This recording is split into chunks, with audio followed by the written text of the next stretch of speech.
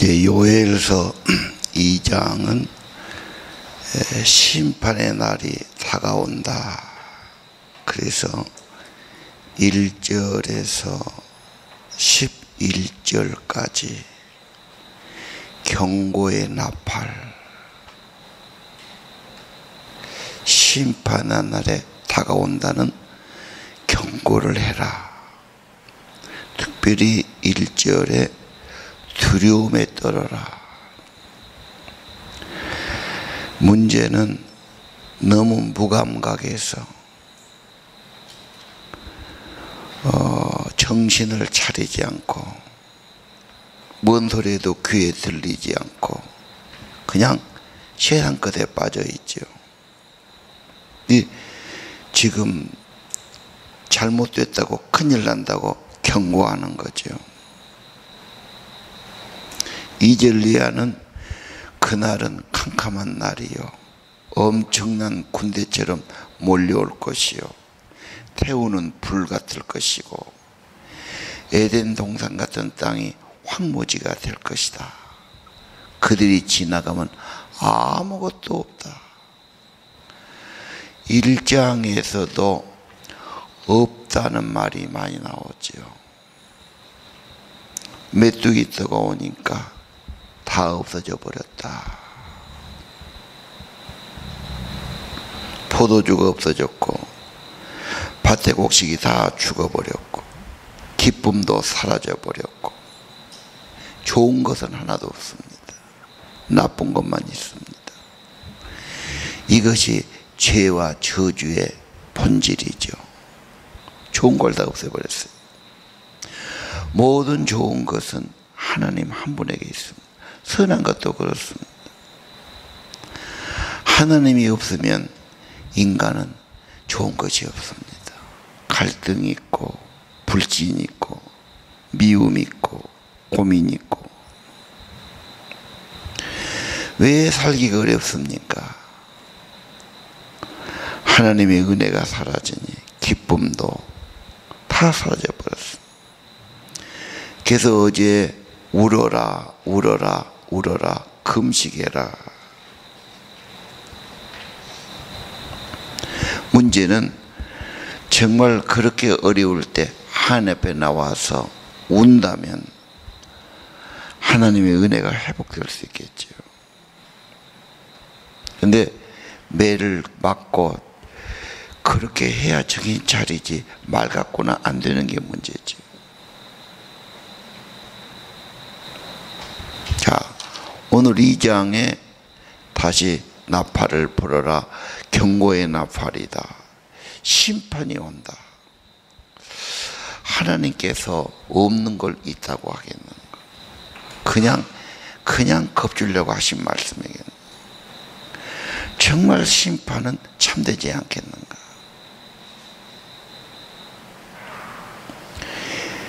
적의 비행기가 폭탄을 싣고 옵니다. 굉장히 위험하지요. 적기가 뜨면은 그걸 발견한 즉시 공습 경보를 내리죠. 보통 사이렌을 봅니다. 피해라 그 말이죠. 지하실로 들어가든지 해관에 살아남으라 그렇게 막 경보가 울리는 겁니다. 여호와의 심판의 날 두려워해라. 회개해라 그 말이죠. 참으로 무섭고 끔찍하다. 문제는 너무 무감각하다는 것, 너무 잠들어 있다는 것, 눈 하나도 깜빡하지 않는다는 것. 아니 무시해버려요. 뭐 그런 게 있겠어. 그래서 저주는 무감각한 심령부터 시작합니다. 말씀을 받아도 고지가 들리지 않아. 무덤덤해요. 항상 그런 소리 하는 거지. 뭐 그런 일이 있을까?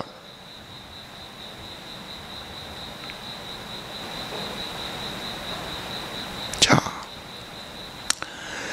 그리고 이 말씀을 늘 받고 또 받고 또 가슴에 새기고 회개의 운동.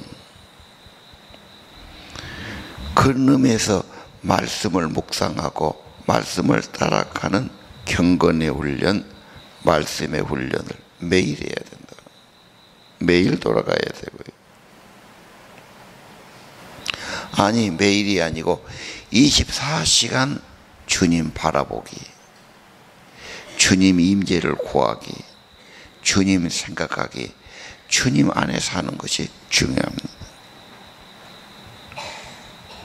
자, 12절부터는 그 재난과 재앙에서 하나의 약속의 길이 보여요. 12절 여호와의 말씀이다. 이제라도 마음을 다해서 내게로 돌아오라. 온 마음을, 언제나 마음이 중요하지. 마음이 어디로 가 있나. 특히 애들을 보면, 청소년들 마음이 어디로 가 있나. 쓸데없는 곳에 가 있어서 문제가 있다. 온 마음을 다해서 내게로 돌아오라. 금식해라. 울며 슬퍼해라. 옷을 찢는 것처럼 마음을 찢어라. 중심이 중요하지. 마음을 찢어라. 왜? 엄청난 진노와 심판과 멸망이 오는데 어떻게 하겠습니까? 그리고 온 마음으로 여호와께 돌아오라. 돌아오면 그분은 은혜롭고 자비롭다. 그분은 쉽게 노하지 않으며 사랑이 많으시며 벌 내리지 않는다. 이게 중요합니다. 돌아오라. 오면 죽인다 그러면 누가 오겠어요? 집 나간 자식이 있어요. 못된 짓 하고 집 나가세요. 엄마는 너무 고민스럽고 괴롭지요. 돌아오라고 그래. 아버지가 놓으면 죽인다 그러면 들어오려겠어요? 아버지가 화가 나셨지만 네가 돌아와서 용서를 구하면 반드시 아버지는 용서해 준다. 아버지 어떤 분이죠? 은혜가 더 많아. 자비의 본질을 가져서 돌아오고 회개하면 벌 내리지 않는다. 그래야 돌아오지요. 아버지는 그릇만 가지는데 옆에 사람들이 너 돌아오면 죽어. 너 정말 너가 아버지 돌아오면 너 죽일 거다. 그럼 어떻게 오겠어요, 여러분? 하나님에 대해서 바르게 말해줘야 돼. 많은 사람이 회개할 마음이 있지만 체면이 없었어. 나 같은 것이 가면 뭐가 될까? 내가 이런 잘못을 했는데, 이런 죄를 지었는데, 많은 사람이 그렇게 생각하고 있어요. 이제라도 돌아와야 돼요. 이건 성경에 어떻게 보면 전부라 해도 과언이 아니에요. 돌아와라. 지금이라도. 몸만 아니라 마음 다해서 돌아오라. 오늘 12절을 볼 때 내게로 돌아오라. 나도 돌아가야 되고 우리 가족도 자녀도 돌아가는 운동이 일어나야 돼요. 은혜 받아야 회복이 되고 평안이 있고 살 길이 있는 겁니다.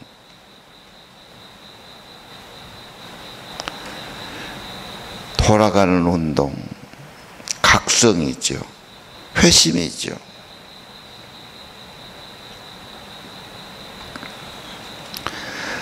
그러면 주님은 징계하고 진노하고 매를 때를 하다가도 마음을 바꾸시고 복을 도리어 주실지 않느냐. 돌아오면은 하나님이 받아주시니까 하나님 앞에 곡식 제물과 부어드리는 전제를 바칠 수 있을지 아느냐. 하나님께 드린다는 것이 회복입니다. 기쁨입니다. 정말 고귀하신 분에게 내 정성을 드리고 내 예배를 받으시고 내 예물을 받아주신다. 받아주신다는 것 자체가 관계가 회복이지요. 그게 기쁨이고 그게 은혜의 시작입니다. 오늘 돌아오라. 왜 돌아와야 됩니까? 안 돌아가면 안 됩니다. 자, 부흥은 언제나 각성운동에서, 회개운동에서 하나님께로 진심으로 돌아가는 회개부터 시작합니다. 사무엘상 7장에 보면 블레셋이 계속 이스라엘을 침략하고 정복하고 어려움을 줍니다. 계속 져요. 진 정도가 아니죠. 뺏겨요. 비참합니다. 그때 사무엘이 유명한 말씀 7장, 전심으로 여호와께 돌아와라.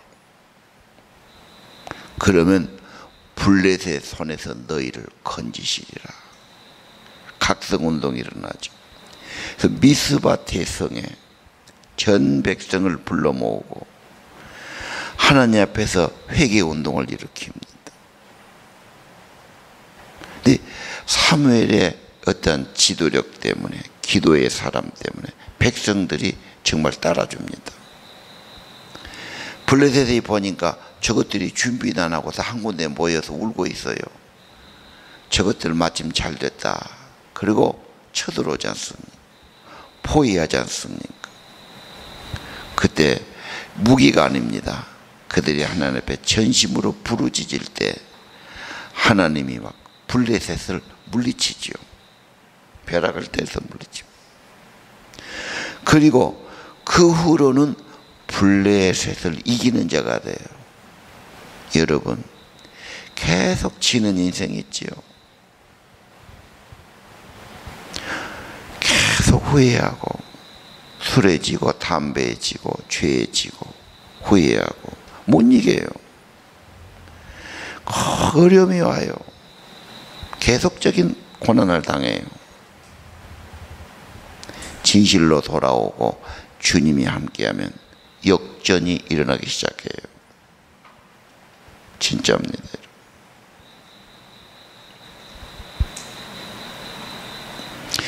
역대하 7장에도 그래요. 비가 내리지 않거나 메뚜기 때의 재앙이 있거나 질병이 있거나 문제가 있을 때 견비하고 기도하며 하나님이 용서해 주시고 회복시켜 주시는 겁니다. 돌아오는 것, 이사야 55장에도 돌아오라, 내 백성 돌아오라, 살 길입니다. 아버지 집으로, 아버지 품으로 와야 됩니다. 이런 말이 귀에가 들어오지를 않아요. 의심해요. 무감각해요. 이게 문제입니다.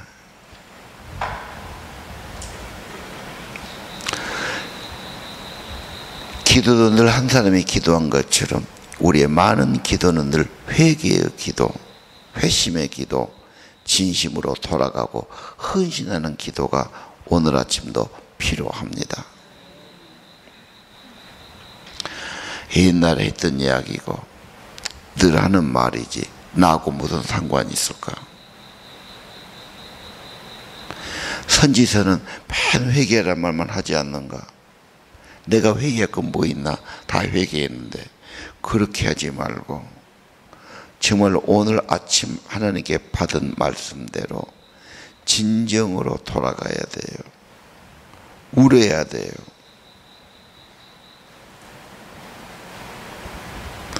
나는 진정으로 회개했는가? 진정으로 눈물을 흘리며 후회하며 회개하고 기도하는가? 그래서 진심을 보이기 위해서 금식을 말하신 것 같아요. 하나님은 진심을 받으시죠. 역대하 6장에 또 그랬어요. 28절에 기근이 있거나 온역의 질병이 있거나 메뚜기가 황충이 너희를 먹거든. 그게 무슨 말입니까? 적군이 있거나 흉년이 있거나 질병이 있거나 하나님께 진심으로 기도하고 돌아오라는 말이에요. 그게 살 길입니다. 우리나라가 어렵단 말은 많이 해요. 무엇이 안 됩니다. 어렵습니다. 경제적으로. 질병이 있는 사람은 말 못할 아픔이죠. 내가 병 걸려서 자랑할 수도 없는 거고, 돈 갖고 해결되는 것도 아니고, 장사 안 되고 사업 안 되고 재정 어렵고는 그건 거기다 비교하면 아무것도 아니에요. 내 목숨이 왔다 갔다 하는데. 안 아파 본 사람은 그런 말 하면 뭔 소리야 그럴 거예요. 진짜 큰 엄청난 겁니다. 누가 나를 괴롭히고 죽일라 해봐요. 그거 다 보통 일이 아니에요. 길은 하나님 품 안에 가는 겁니다. 주님이 보호받는 겁니다. 주의 은혜가 회복되는 겁니다. 꼭 기억하세요.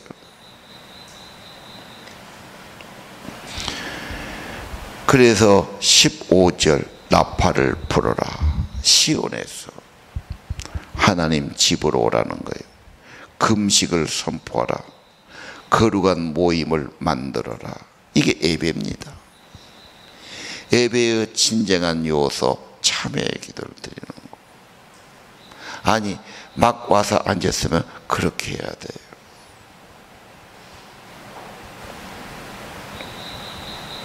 습관이 경건한 사람은 반드시 예배 시간 12분 전에 와서 마음 준비하고 참회하고 예배의 분위기를 만들고 그러고 하죠. 습관이 잘못된 사람은 꼭 느려가지고 허둥지둥 하다가 예배에 와서 참여할 시간도 없고 마음도 없고 그렇게 되는 거다. 자기의 삶이 그만큼 품위가 있고 그만큼 귀한 일을 하려거든 시간 관리 잘해야 되고요. 약속을 잘 지켜야 되고요. 그런 것 준비 못해서 허겁지겁 다니고 그건 품이 없는 일이고 큰 일을 맡을 수 있는 사람이 안 됩니다. 그것부터 새롭게 해야 됩니다. 자기가 자기 관리 못하면 누가 해주겠어요?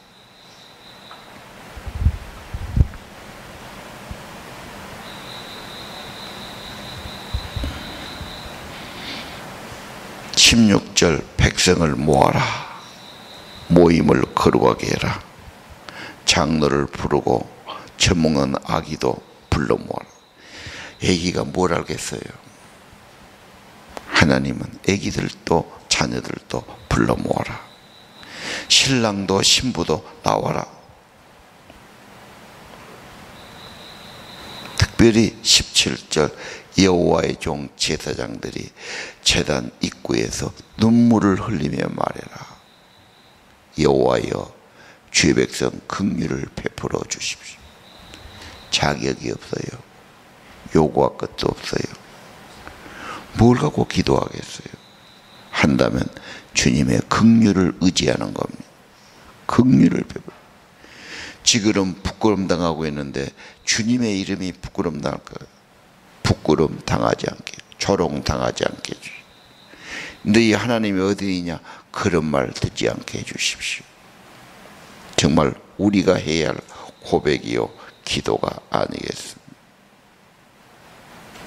자, 좋은 신앙, 승리하는 신앙은 뭡니까? 회개하는 운동이 일어나는 겁니다. 계시록 6장에 하나님의 진노의 큰 날이 나오죠. 14장에 하나님의 추수, 엄청난 추수 운동이 일어납니다. 계시록이 다 그런 겁니다. 이 시대 살기가 어렵고 위기의 순간을 느낀다면 경고를 들으시고 회개 운동이 일어나야 되고요. 하나님의 집에서부터 철저히 일어나야 되고요. 하나님의 사람부터 오늘 본문 그대로 고백이 있기를 바랍니다. 자, 12절에서 우리 오늘 17절까지 한번 기도 그대로니까 한번 읽어보겠습니다. 여호와의 말씀이다. 지금이라도 너희 온 마음을 다 내게 돌아오. 금식하고 울며 슬퍼 옷을 찢지 말고 너희 마음을 찢어 너희 하나님 여호와께로 돌아오. 그분은 은혜롭고 자비, 그분은 쉽게 노하지 않아 사랑이 많아 벌을 내리지 않아.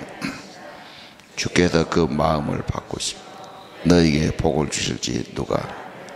그래서 너희가 여호와께서 곡식 제물과 부어드는 전제물을 바칠 수 있게 될지 누가 알아. 시온에서 나팔을 부르라.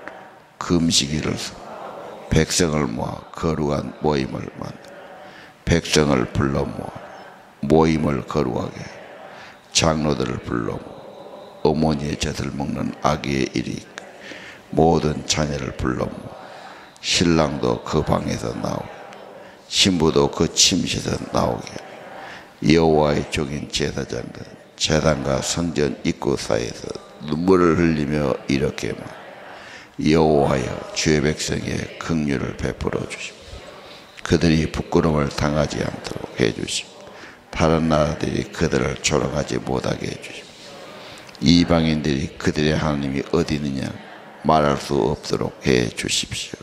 아멘. 기도 드립시다.